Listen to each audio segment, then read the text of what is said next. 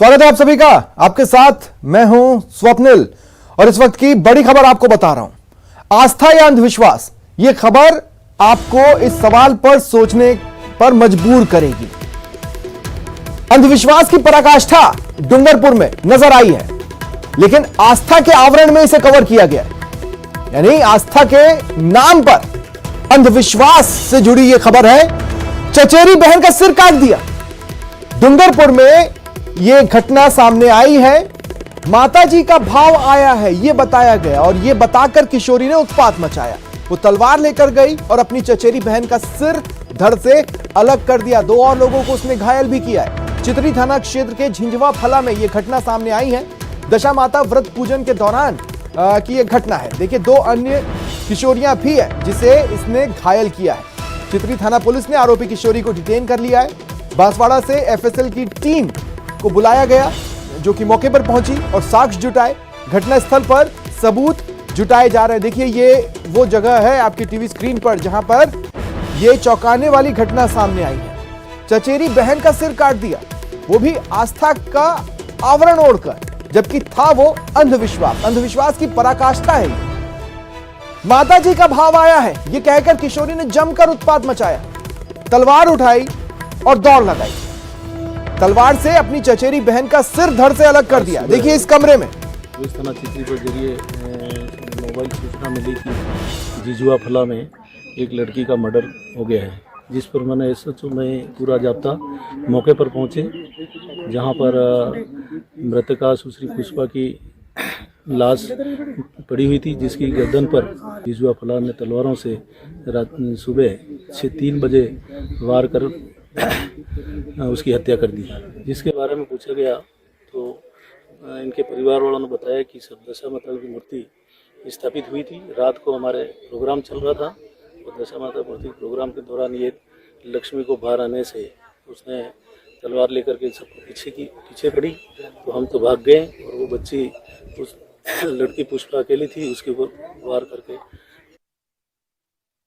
और ज्यादा जानकारी के लिए बात करेंगे सहयोगी जयेश से। जयेश, इस लड़की का कहना है कि माताजी का भाव आया था, बाकियों को क्या आया था?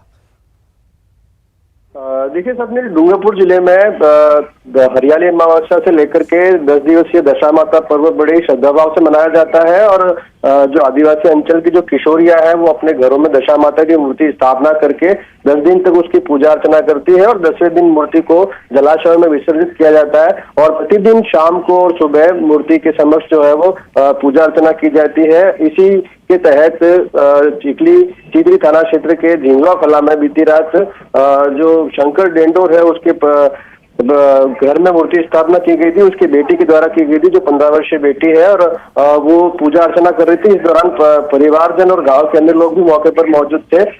इसी दौरान जो 15 वर्षीय किशोरी है उसका कहना है कि उसको माताजी का भाव आया और वो नंगी तलवार लेकर घर में इधर उधर दौड़ने लगी। जब उसके पिताजी और उसके चाचा ने उसको रोकने की कोशिश की, लेकिन वो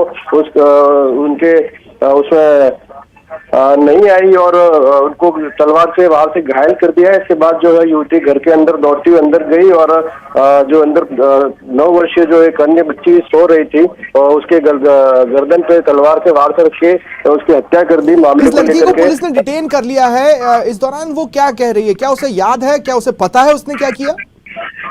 जी बिल्कुल, वारदात के बाद जो है घर वालों ने युवती को, किशोरी को पकड़ लिया था, पुलिस के हवाले किया है। पुलिस ने फिलहाल डिटेन कर रखा है, लेकिन उससे किसी को मिलने नहीं दिया जा रहा है। और पुलिस भी फिलहाल जो है वो मौके पर मौजूद है। शव मौके पर ही पड़ा हुआ। बांसवाड़ा से एफएसएल टीम पहुंच गई है और डूंगरपुर जिला कलेक्टर डॉक्टर इंद्रजीत यादव और एडिशनल एसपी अनिल मीणा भी मौके पर। मेडिकल करवाया गया है? अगर डिटेन किया है तो क्या उसका मेडिकल करवाया गया? क्योंकि फिलहाल तो डिटेन ही किया है ना, उसको गिरफ्तार थोड़ी ना किया है। क्या उसका मेडिकल करवाया है? वो मानसिक रोगी है? जी नहीं, बिल्कुल अभी जो है डिटेन करके उसको थाने में रखा गया है और पुलिस की अभी प्राथमिकता जो है वो शव का निस्तारण करने की है। शव मौके पर पड़ा हुआ है। आला अधिकारी भी मौके पर पहुंचे। एफएसएल साक्ष्य जुटाने के बाद में शव का निस्तारण करने के बाद में पुलिस युवती से पूछताछ करेगी, उसका मेडिकल भी करवाया जाएगा। उसके बाद ही ये चीज स्पष्ट होगी कि युवती का मानसिक संतुलन किस प्रकार का है और इसने ये वारदात जानबूझ करके की है या फिर किसी भावना में आकर के की है। चलिए, शुक्रिया तमाम जानकारी के लिए। और भरतपुर से इस वक्त की बड़ी खबर आपको बता रहे हैं। महिलाएं एकजुट होकर प्रदर्शन कर रही हैं। दरअसल एक शराब का ठेका है और इनकी मांग है इस ठेके को हटाया जाए। महिलाओं ने सड़क जाम कर रखा है, 3 घंटे के आसपास हो रहा है और इन्होंने ये टस से मस नहीं हुई हैं, अपनी जगह पर डटी हुई हैं, कायम है और ये मांग उठा रही है कि शराब ठेका वहां से हटाया जाए। इस प्रदर्शन के दौरान चूंकि देखिए गर्मी बहुत है, सूरज की तपिश किसी को भी झुलसा दे, कुछ इस तरह की गर्मी है और ऐसे में 4 महिलाओं की तबीयत बिगड़ी है। फिलहाल अधिकारी मौके पर मौजूद हैं, महिलाओं को समझाने बुझाने की कोशिशें की जा रही है। चिलचिलाती धूप में ये महिलाएं सड़क को जाम करके बैठी हुई हैं। अधिकारी समझाने की कोशिश कर रहे हैं लेकिन महिलाएं टस से मस नहीं हो रही। महिलाओं का कहना है कि जब तक शराब का ठेका नहीं हटेगा प्रदर्शन करते रहेंगे।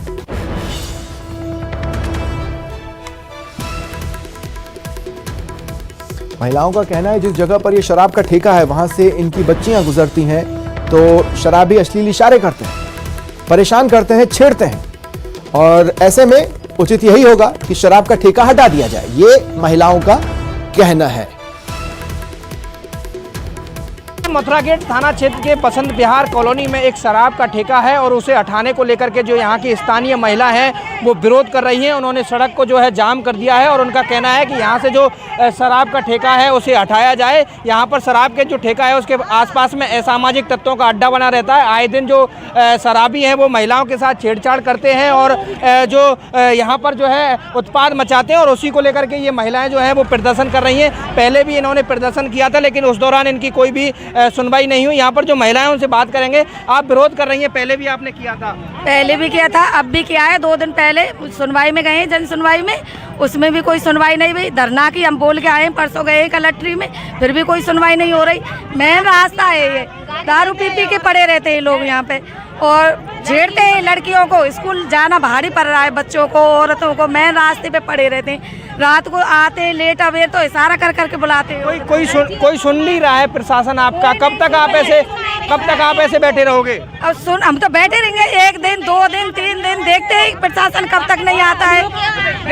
क्या कब तक बैठे रहेंगे? कोई प्रशासन सुन नहीं रहा है आपकी? हम जब तक बैठे रहेंगे तब तक ये दारू का ठेका बंद नहीं होगा, जब तक हम बैठे रहेंगे। तो ये लगातार महिलाएं जो है प्रदर्शन कर रही हैं। अब देखना ये होगा कि प्रशासन इनकी कब तक सुनता है और ये जो शराब का ठेका है उसके खिलाफ क्या कार्रवाई होती है। दीपक पुरी, न्यूज़ 18, भरतपुर। इस वक्त क्या अपडेट्स है बताएंगे हमारे सहयोगी दीपक पुरी फोन लाइन पर मौजूद हैं। दीपक, प्रशासन समझाने की कोशिश कर रहा है लेकिन महिलाएं टस की मस नहीं हो रही हैं, इसका मतलब साफ है कि प्रशासन का आश्वासन उन्हें खोखला लग रहा है।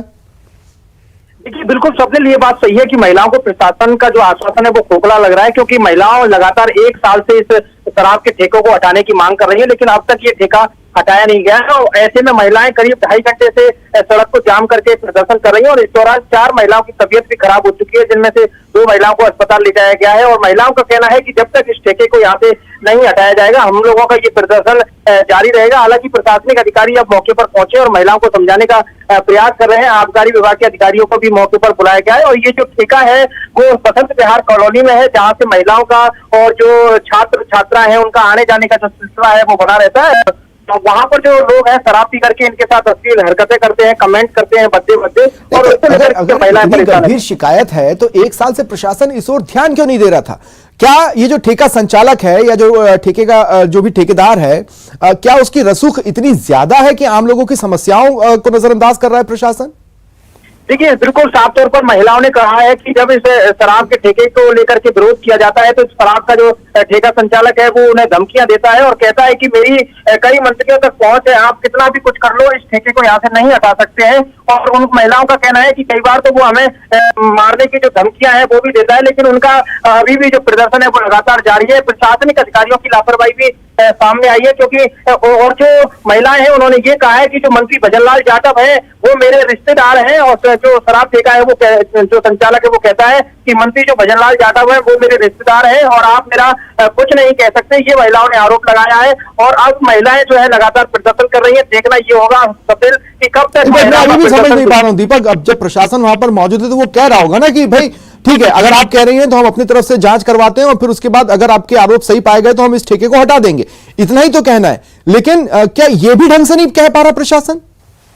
देखिए, प्रशासन उनको कहीं ना कहीं आश्वासन देता है, लेकिन वो पूरा नहीं हो पाता है। पहले महिलाएं आश्वासन ले चुकी है प्रशासन का और उनको हटाने का वहां से आश्वासन दिया गया था, लेकिन ठेके को अभी नहीं हटाया गया है वहां से। और प्रशासनिक जो अधिकारी है वो ये कहते हैं कि ये आबकारी विभाग का काम है, आबकारी विभाग इसको ठेके को हटाएगा। और आबकारी विभाग कहता है कि ये नीति के तहत जो है ठेका दिया गया है, लेकिन ठेके के आसपास में 8 ऐसे करीब स्कूल है, निजी और सरकारी स्कूल है, जिनमें छात्र छात्राएं पढ़ने आते हैं। पास में ही छात्रावास है, राजकीय अम्बेडकर छात्रावास, और पास में ही एक मंदिर है, लेकिन फिर भी वहां पर जो शराब का ठेका है वो संचालित है। ऐसे में ये भी एक बड़ा सवाल है कि क्या सारे नियमों का पालन करते हुए इस ठेके को उस जगह को अलॉट किया गया है या फिर नियमों की अनदेखी हुई है? ये एक बड़ा सवाल जरूर रहेगा। दीपक, बहुत बहुत शुक्रिया फिलहाल हमारे साथ जुड़ने के लिए और तमाम बातचीत के लिए। और देखिए, बड़ी खबर है, सीकर के शहीद शिशुपाल बगड़िया की देह पंचतत्व में विलीन हो गई है। उनके बेटे प्रशांत ने शहीद शिशुपाल बगड़िया को मुखाग्नि दी। हवलदार शिशुपाल बगड़िया शहीद की पत्नी और बेटी ने सरकार और जनप्रतिनिधियों पर सवाल खड़े किए हैं। साथ ही कहा कि 7 दिन तक किसी ने सही सूचना तक नहीं दी, हमें इस मामले की जांच चाहिए। वहीं पत्नी बोली कि पति की शहादत पर गर्व है। उन्होंने कहा कि पति ने पूरा जीवन देश को समर्पित किया। जिनकी कोख हमेशा हमेशा से इस देश में वीरों को पैदा करती रही है, आज हमारे लक्ष्मणगढ़ के लिए, सीकर जिले के लिए, शेखावाटी के लिए, हम सब के लिए सीना चौड़ा हो गया जब हमारे शहीद शिशुपाल सिंह ने कांगो में पूरे देश की तरफ से जो विश्व में शांति कायम करने की सेना, शांति सेना में जिनको मौका मिला था, 25 वर्ष से अधिक समय तक उन्होंने देश की सेवा की है और सेवा करते हुए अमर शहीद हुआ है। मैं तो ये देना चाहती हूँ कि अब सबसे अपने मुख्यमंत्री जी से, अपने देश के प्रधानमंत्री जी से, अपने विदेश मंत्री जी से, अपने रक्षा मंत्री जी से सबसे यही प्रार्थना करती हूँ कि अपने देश के जो भी वीर सैनिक वहाँ पर है उनके साथ ऐसी घटना नहीं घटे। हमारी पीड़ा इतनी है कि परिवार का एक मेंबर इतनी बड़ी शहादत देता है, इंटरनेशनल लेवल पे जाके शहादत देता है, तो कम से कम उस परिवार के प्रति सिंपैथी होनी चाहिए, उस परिवार को पूछना चाहिए। हम 7 दिन से हम जड़ बन के वहाँ पे बैठे थे, कैसे हमने 7 दिन बिताए हैं वो हमें पता है इस बात का।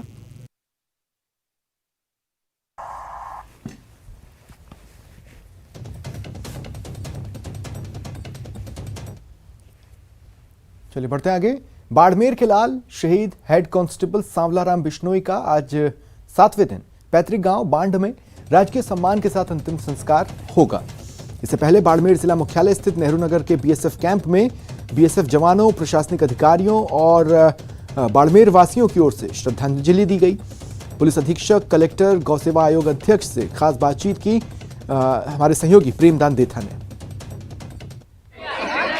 भारत के वीर सपूत जिन्होंने विदेशी धरा पर अपना सर्वोच्च बलिदान दिया, सांवलाराम की आज अंतिम यात्रा निकाली जा रही है, जिनका बीएसएफ कैंप से लेकर के फिलहाल मैं खड़ा हूं सनावड़ा गांव के अंदर और करीब 50 किलोमीटर तक लगातार लोगों की जो भीड़ है वह अपने वीर सपूत को अंतिम विदाई देने के लिए खड़े हैं।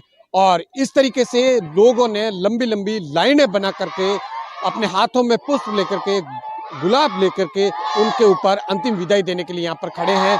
और लोगों के अंदर उत्साह है, देशभक्ति के नारे लगाए जा रहे हैं, साथ ही साथ सांवलाराम अमर रहे ऐसे नारे लगाए जा रहे हैं ताकि अपने वीर सपूत को अंतिम विदाई दी जा सके। कैमरामैन मनमोहन के साथ प्रेमदन देथा, न्यूज़ 18 सनावड़ा, बाड़मेर।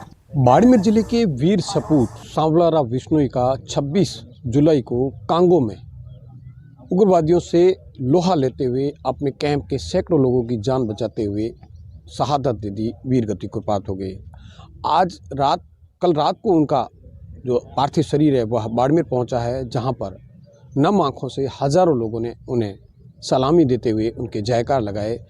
आज जो है अभी मैं खड़ा हूं बीएसएफ के यहाँ ग्राउंड में, कैंप में, जहां पर उनको अंतिम विदाई दी जा रही है बीएसएफ के अधिकारियों के साथ में। मैं बताना चाहूँगा कि यहाँ पर जो मंत्री हेमाराम चौधरी है, गोपालन आयोग के अध्यक्ष मेवाराम जैन हैं, साथ ही बीएसएफ के डीआईजी है, उसके साथ ही जो बाड़मेर के कलेक्टर है लोक बंधु यादव, उनके साथ साथ में जो पुलिस अधीक्षक है दीपक भार्गव सहित उनके जो सबसे पहले मैं बताना चाहूँगा उनके 2 पुत्र जो है उन्होंने सबसे पहले श्रद्धांजलि दी। उसके बाद में एक श्रद्धांजलि देने वालों का सिलसिला शुरू हुआ और लगातार कई लोगों ने यहाँ पर श्रद्धांजलि। और आपको मैं बताना चाहूँगा, कैमरामैन से कहूँगा कि जो लोग यहाँ पर पहुँचे हैं, आप देख सकते हैं कितना लोगों के अंदर अपने वीर को खोने का गम भी है, तो साथ ही गर्व और फक्र भी है कि उन्होंने विदेश की धरती में, बाड़मेर में पहले ऐसे बीएसएफ के जवान हैं जिन्होंने विदेश की धरती पर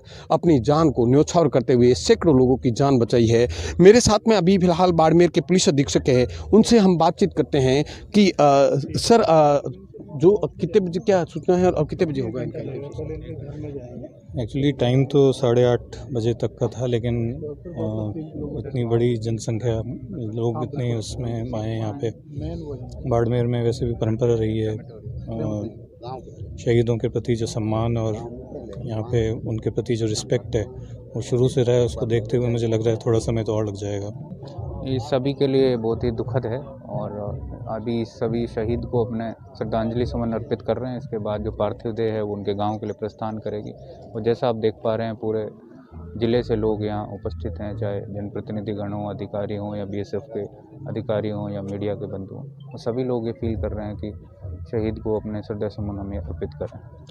आज सांवलाराम जी जो देश के लिए शहीद हुए हैं, सबको इसका दुख है और देख रहे हैं सभी पूरे जिले वासी के सभी लोग श्रद्धांजलि देने यहाँ पहुँचे हैं। इन्होंने जिस तरह से बहादुरी के साथ वहाँ के लोगों की जान बचाई और अपने प्राण निचोड़ किए, तो उनको आज देश का नाम रोशन किया और अपने बाड़मेर का तो नाम रोशन किया। और इस मौके पर मैं तो उनको श्रद्धांजलि देता हुआ उनके परिवार को शक्ति दे और भगवान उनकी आत्मा को शांति प्रदान करे। हम सब इस दुख में उनके साथ हैं। सभी जिस तरह से भीड़ उमड़ी है श्रद्धांजलि देने में, सभी को इसका दुख है कि सांवलाराम जी हमारे बीच में नहीं रहे और अपना नाम अमर कर गए। कैमरामैन मनमोहन के साथ प्रेमदान देथा, न्यूज़ 18 बाड़मेर।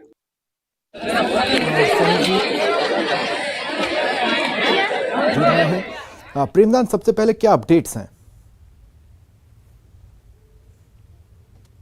का जो पार्थिव शरीर है वह कुछ ही समय बाद में उनके पैतृक जो घर है वहाँ घर पहुंचेगा। गांव पहुंच चुका है। गांव के बाद में जो हजारों की संख्या में जो लोग थे वो लोग उनके साथ साथ पैदल रवाना हो गए। तो ऐसे में थोड़ा सा समय लग रहा है, लेकिन कुछ ही समय में यहाँ पर उनके घर पे, पैतृक घर पे पहुंचेंगे। उसके बाद में उनका जो यहाँ पर जो संस्कार होगा वो करवाए जाएंगे। उनके जो अंतिम दर्शन है उनके लिए इनको यहाँ रखा जाएगा। यहाँ पर मैं बताना चाहूंगा कि हजारों संख्या में लोग यहाँ पर एकत्रित है, महिलाएं यहाँ पर एकत्रित है। अपने वीर सपूत का जो अंतिम चेहरा है, अंतिम दर्शन है, उसको करने के लिए, उनको आखिरी श्रद्धांजलि देने के लिए यहाँ पर जो भीड़ जुटी हुई है।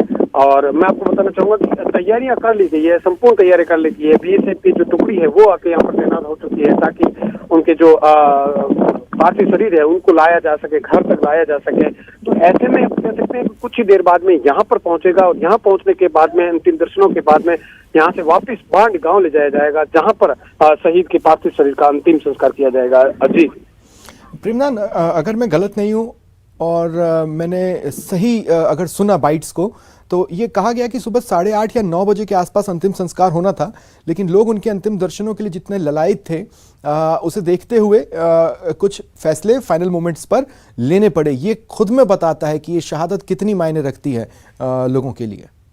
देखिए, सबसे बड़ी बात ये थी कि अंतिम दर्शन के लिए सुबह 8:30 बजे बीएसएफ में रखा गया था। बीएसएफ में उनके जो दोनों पुत्र थे वो वहां पर श्रद्धांजलि देने पहुंचे थे। उसके साथ में वहां पर जो प्रशासनिक अधिकारी थे, पुलिस के अधिकारी थे, बीएसएफ के अधिकारी थे और राजनेता थे, जिनमें 2 मंत्री वहां पर पहुंचे, उन्होंने श्रद्धांजलि। मैं बताना चाहूंगा यहाँ पर जो मंत्री हेमाराम चौधरी है, प्रभारी मंत्री सुखराम बिश्नोई है, मेवाराम जैन है, ये मंत्री भी यहाँ पर पहुंचे हैं। साथ ही साथ आस पड़ोस के जितने भी जनप्रतिनिधि है वो पहुंचे हैं।